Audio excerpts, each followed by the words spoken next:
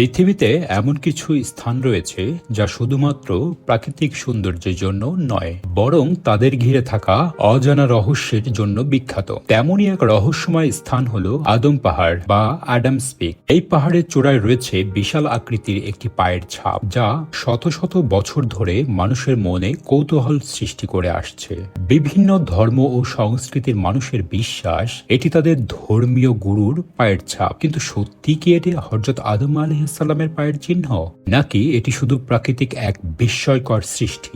আজ আমরা জানব আদম পাহাড়ের সেই বিস্ময়কর ইতিহাস ও এর রহস্যময় কাহিনী। ভিডিওটি না টেনে শেষ পর্যন্ত দেখতে থাকুন। আদম পাহাড়, যা স্থানীয়ভাবে শিপ্রাদা নামে পরিচিত, এটি শ্রীলঙ্কার দক্ষিণ পশ্চিম অঞ্চলে অবস্থিত।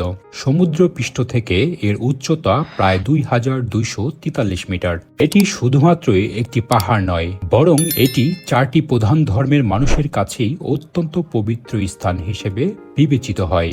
এই পাহাড়ের অন্যতম আকর্ষণ হল চূড়ায় থাকা বিশাল পায়ের ছাপ। এটি এমন এক নিদর্শন যা বিভিন্ন ধর্ম ও সংস্কৃতির মানুষের মধ্যে আলোচনার বিষয়বস্তু হয়ে দাঁড়িয়েছে। কেউ বলেন এটি ঈশ্বরের অলৌকিক নিদর্শন, আবার কেউ বলেন এটি ইতিহাসের এক বিস্ময়কর নিদর্শন। তবে একথা নিশ্চিত যে যুগ যুগ ধরে এটি মানুষের মাঝে রহস্যের বাতাবরণ তৈরি করছে।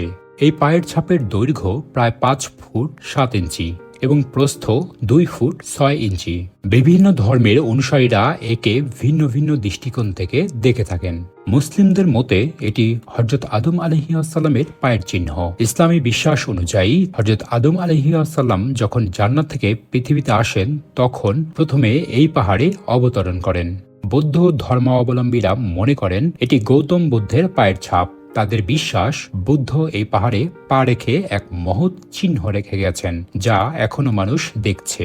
হিন্দুরা বলেন এটি স্বয়ং ভগবান শিবের পদচিহ্ন, যা শিবপ্রাদা নামে পরিচিত। এটি তাদের কাছে এক গুরুত্বপূর্ণ তীর্থস্থান, যেখানে তারা পূজা করতে আসেন। খ্রিস্টানদের মতে এটি সেন্ট থমাসের পায়ের চিহ্ন হতে পারে, যিনি খ্রিস্টান ধর্ম প্রচারের জন্য ভারতে এসেছিলেন। এই 4টি ধর্মের বিশ্বাস থেকেই বোঝা যায় আদম পাহাড় কেবল একটি প্রাকৃতিক নিদর্শন নয়, বরং এটি বহু সংস্কৃতি ও ধর্মের মানুষের জন্য আধ্যাত্মিক ও ঐতিহাসিক গুরুত্ব বহন করে। আদম পাহাড়ে ওঠার পথ মোটেও সহজ নয়। এই পাহাড়ের চূড়ায় উঠতে হলে আপনাকে 4000-এর বেশি সিঁড়ি পার হতে হবে। গড়ে 3 থেকে 5 ঘন্টা সময় লেগে যায় এই চূড়ায় উঠতে।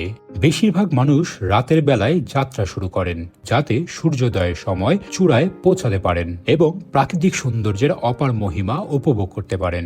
এখানে ওঠার সময় পর্যটকেরা বিভিন্ন ধরনের অভিজ্ঞতা অর্জন করেন।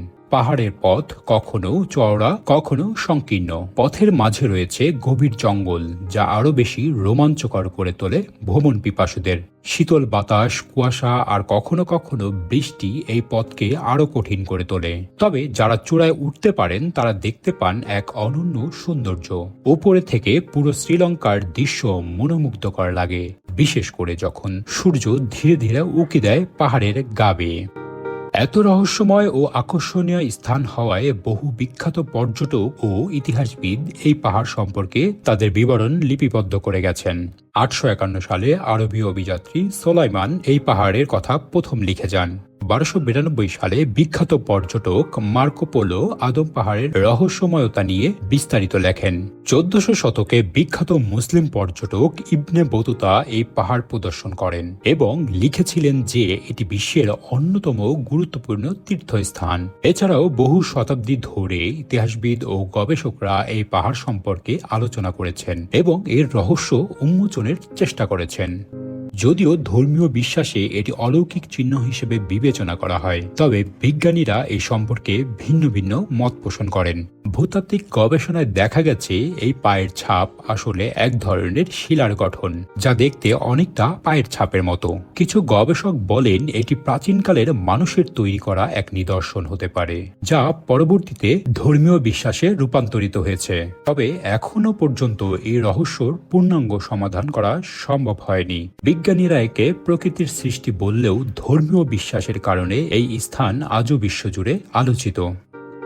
প্রিয় বন্ধুরা, ভিডিওটি ভালো লাগলে একটি লাইক করে দিতে পারেন এবং এমনই নিত্য নতুন ভিডিও পেতে আমাদের চ্যানেলটি সাবস্ক্রাইব করে রাখুন। দেখা হবে পরবর্তী কোনো নতুন ভিডিওতে। সে পর্যন্ত ভালো থাকবেন। আল্লাহ হাফেজ।